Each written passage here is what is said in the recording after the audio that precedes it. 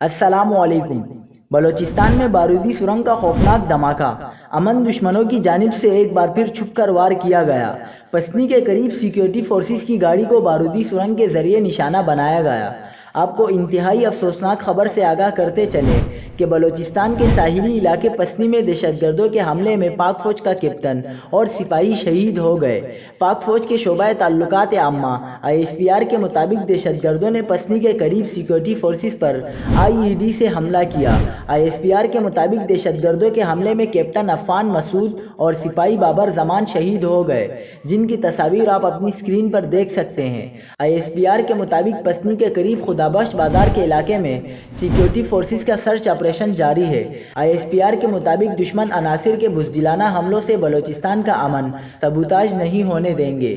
Security forces دہشت گردوں کے عزائم ناکام بنانے کے لیے پرعزم ہیں۔